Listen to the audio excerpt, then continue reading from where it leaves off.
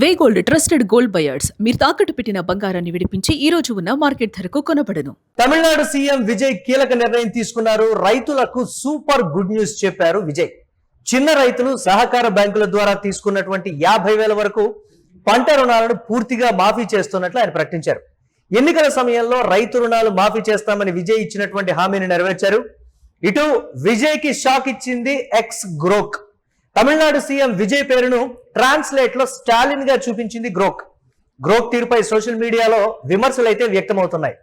తమిళనాడు ముఖ్యమంత్రి విజయ్ అని భారతదేశం మొత్తానికి తెలిసింది, కానీ గ్రోక్ కి ఇప్పటి వరకు తెలియదా, లేకపోతే ట్రాన్స్లేట్ చేయటం తప్పుగా చేసిందా, లేకపోతే గ్రోక్ చేస్తున్నటువంటి ట్రాన్స్లేషన్స్ అన్ని కూడా తప్పేనా అనేటువంటి ఇదిలో ఉంది. ఇక గ్రోక్ ఇంకా తమిళనాడు ముఖ్యమంత్రి స్టాలిన్ అనేటువంటి భ్రమలోనే ఉందా అనేటువంటి మాట. మనం సీఎంఓ తమిళనాడుకు సంబంధించి అక్కడ విజయ్ ఫోటో ఉంది, మనం దాన్ని చూడొచ్చు యూట్యూబ్ స్క్రీన్ మీద ఎక్స్క్లూజివ్ గా. Honourable Tamil Nadu chief minister Thiru MK Stalin announce full waiver of crop loans up to 50,000 obtained through cooperative banks for small farmers. ఇది ఇంగ్లీష్ లో ఇచ్చినటువంటి ట్వీట్. మనం తమిళకు సంబంధించినటువంటి దాన్ని తెలుగులోకి ట్రాన్స్లేట్ చేస్తే, ఎస్ తమిళ్లో ఇచ్చినటువంటి దాన్ని తెలుగులోకి ట్రాన్స్లేట్ చేసి చూసిన తర్వాత వచ్చింది ఏంటి అని అంటే, ఎస్ తమిళ్లో అది మాత్రం కరెక్ట్ గానే చూపిస్తుంది. బట్ ఇంగ్లీష్ విషయానికి వచ్చేటప్పటికి గ్రూక్ ఎందుకు మిస్టేక్ చేసింది?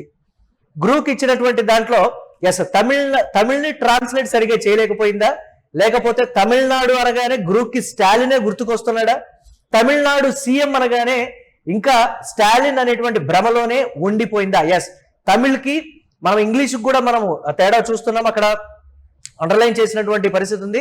ఆనరబుల్ తమిళనాడు చీఫ్ మినిస్టర్ తిరు ఎంకే స్టాలిన్ అనౌన్స్ అనే ఒక లైన్ కూడా మనం చూస్తున్నాం. గ్రూప్ ఎందుకు ఇలా చేసింది? ఒక రాష్ట్ర ప్రభుత్వానికి సంబంధించినటువంటి అఫీషియల్ ట్విట్టర్ అకౌంట్, అది అఫీషియల్ ఎక్స్ అకౌంట్ కి సంబంధించే ట్రాన్స్లేషన్ లో ఈ స్థాయిలో మార్పులు, ఈ స్థాయిలో తప్పులు దొరికే విధంగా చూస్తుంటే గ్రూప్ ని ఏ విధంగా నమ్మాలి, దీన్ని సరి చేసుకోండి అని కింద కామెంట్స్ పెడుతున్నప్పటికీ దాదాపుగా చాలా సమయం వరకు, అంటే ఇప్పటి వరకు కూడా అది మార్చినటువంటి పరిస్థితి ఉంది.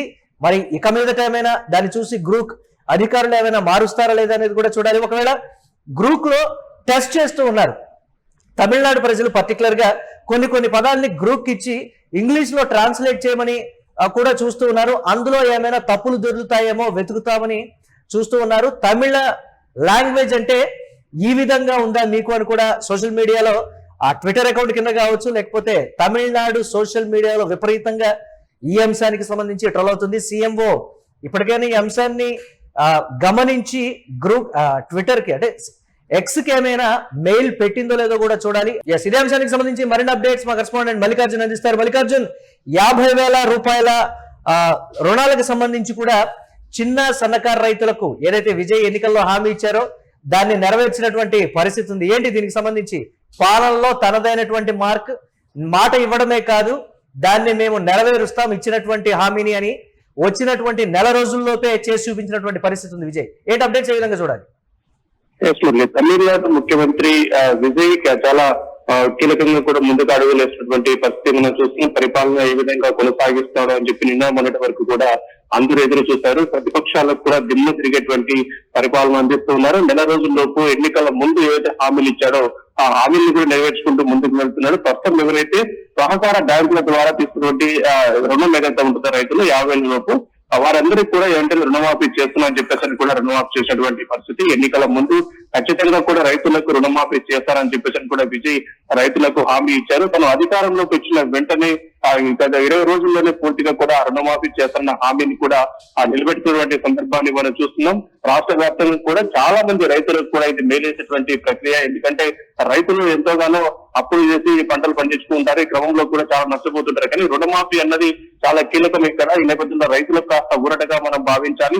ప్రభుత్వం ఏదైతే హామీ ఇస్తుందో ఏది గతంలో దాన్ని నిలబెట్టుకుందన్న ఒక నమ్మకం కూడా రైతుల్లో కలుగుతోంది. కాబట్టి ఈ రోజు 50,000 రూపాయల రుణమాఫీ చేయడంతో కూడా తమిళనాడు రాష్ట్ర వ్యాప్తంగా కూడా రైతులు హర్షం వ్యక్తం చేస్తున్నటువంటి పరిస్థితి. మరోవైపు మనం చూసుకుంటే ఆ ప్రభుత్వంలో ఉన్నటువంటి ఎక్స్ గ్రోక్ ఏదైతే ఉందో ఇది ప్రభుత్వ ఆధీనంలో నిర్వహిస్తున్నటువంటి వెబ్సైట్. ఈ వెబ్సైట్ లో కూడా కాస్త విజయ్ కి షాక్ తగినటువంటి ఒక నిర్ణయం వచ్చింది. పూర్తిగా ఏంటంటే తమిళనాడు ముఖ్యమంత్రి ఎవరని అడిగినప్పుడు పూర్తిసారి ఇంకా స్టాలిన్ పేరే చూపిస్తోంది.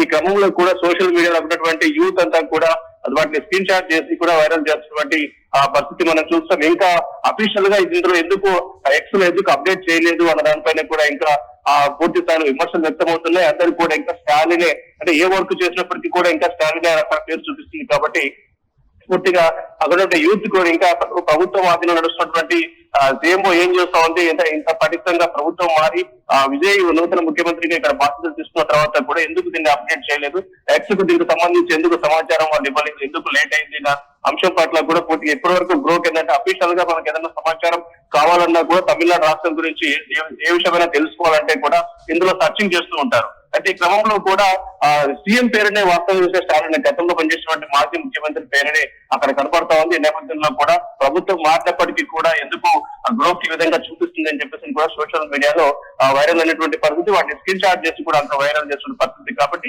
ఈ వైరల్ తోటి కూడా ఇప్పుడు సీఎం ఏ విధంగా స్పందిస్తా ఉంది, ఎందుకు గ్రోక్ అట్లా ఉంది, ఇప్పటికే ఏమైనా ఎక్స్పీ వాళ్ళు లేఖ రాశారా లేకపోతే లేఖ రాస్తా వాళ్ళు పట్టించుకోలేదా అన్న అంశం పైన కాస్త ఆసక్తి రేపుంది. కాబట్టి ఇటు ఒకవైపు సంక్షేమ కార్యక్రమాల్లో విజయ్ దూసుకు వెళ్తున్నారని చెప్పాలి. ఎస్, విజయ్ ఇచ్చినటువంటి హామీకి సంబంధించి కూడా ప్రధానంగా చర్చ జరుగుతోంది కదా. ఏంటి తమిళనాడు వ్యాప్తంగా అంటే నెల రోజులు కూడా గడవలేదు ఏ ప్రభుత్వమైనా సరే ఇప్పుడున్నటువంటి ఆర్థిక పరిస్థితుల్లో దాదాపుగా 10 లక్షల కోట్ల రూపాయల అప్పులు ఉన్నటువంటి ప్రస్తుత పరిస్థితుల్లో కూడా ఇచ్చినటువంటి హామీకి సంబంధించి ఇమ్మీడియట్ గా కూడా తీసుకున్నటువంటి కీలక నిర్ణయం, అది కూడా తమిళనాడు రైతుల విషయంలో తీసుకున్న కీలక నిర్ణయం. ఈ ఒక్క నిర్ణయంతో కూడా రాబోయే రోజుల్లో అతి త్వరలోని ఇచ్చినటువంటి హామీలన్నింటినీ కూడా సంపూర్ణంగా నెరవేర్చేటువంటి ప్రభుత్వం మాది అని చెప్పకనే చెప్పినట్లుగా ఉంది. దీని అలా చూడొచ్చంటారు.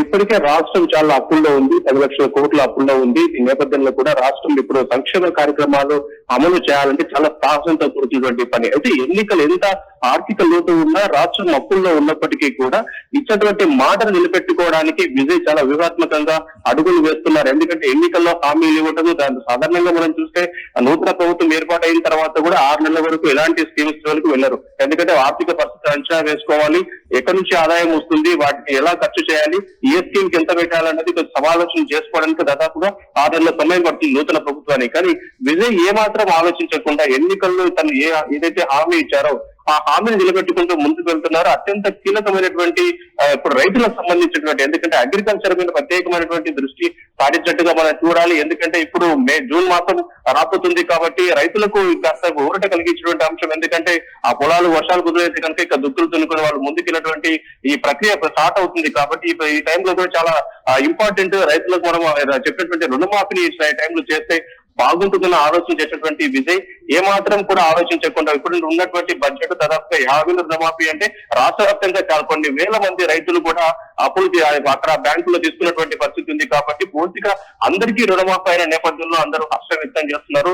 విజయ్ చాలా కీలకంగా వెళ్తున్నారు. ఎందుకంటే ప్రతిపక్ష నాయకులు కూడా అన్నారు రాష్ట్రం లోటు బడ్జెట్ లో ఉన్నప్పటికీ కూడా ఇలాంటి హామీలు ఎందుకు ఇచ్చారు, ఆ హామీలు నెరవేర్చలేనటువంటి పరిస్థితి ఉంది. కాబట్టి ఎందుకు ఈ హామీలు ఇచ్చారు, అసలు విజయ్ పరిపాలన చేయలేడు, ఖచ్చితంగా చతికిల పడిపోతాడని చెప్పేసి కూడా కొన్ని సందర్భాల్లో ప్రతిపక్ష నేతలు కూడా ఆయన విమర్శించారని చెప్పవచ్చు. కానీ ప్రతిపక్ష నేతల విమర్శలకు ధీటుగా కూడా ప్రభుత్వ పరిపాలనలో తన మార్కును చాటుకుంటూ విజయ్ ముందడుగు వేస్తున్నాడు. చెప్పినటువంటి ప్రతి ఒక్క హామీని కూడా ఏ హామీ తీసుకున్నప్పటికీ కూడా ఒక సంచలనాత్మకంగానే ముందుకు వెళ్తున్నటువంటి విజయ్ ఈ నేపథ్యంలో కూడా రైతులు చిరస్థాయిగా వారిని గుర్తుపెట్టుకున్నటువంటి అంశం ఉంది. ఏదేమైనప్పటికీ కూడా నూతనంగా బాధ్యతలు చేపట్టినటువంటి విజయ్ ఖచ్చితంగా తన మార్పులు చూపించుకుంటూ రాజకీయాల్లో ముందుకు వెళ్తున్నారు. ఇదే విధంగా వెళ్తే కనుక విజయ్ కి మంచి పేరు కూడా వచ్చేటువంటి అవకాశం కూడా కనపడతా ఉంది. Right, thanks for updates Mallikarjun. ఇక తమిళనాడు సీఎం విజయ్ తీసుకున్నటువంటి కీలక నిర్ణయానికి సంబంధించి రైతులకు సూపర్ గుడ్ న్యూస్ చెప్పారు విజయ్. చిన్న రైతులు సహకార బ్యాంకుల ద్వారా తీసుకున్నటువంటి 50,000 వరకు పంట రుణాలను పూర్తిగా మాఫీ చేస్తున్నట్లు కూడా ప్రకటించారు. ఎన్నికల సమయంలో రైతు రుణాలు మాఫీ చేస్తామని విజయ్ ఇచ్చినటువంటి హామీ మేరకు ఆయన ఆ హామీని కూడా నెరవేర్చారు. ఇటు విజయ్ కి షాక్ ఇచ్చింది X Grok. Tamil Nadu CM Vijay పేరును ట్రాన్స్లేట్ లో స్టాలిన్ గా చూపించింది గ్రోక్. గ్రోక్ తీరుపై సోషల్ మీడియాలో విమర్శలు వ్యక్తమవుతున్నాయి.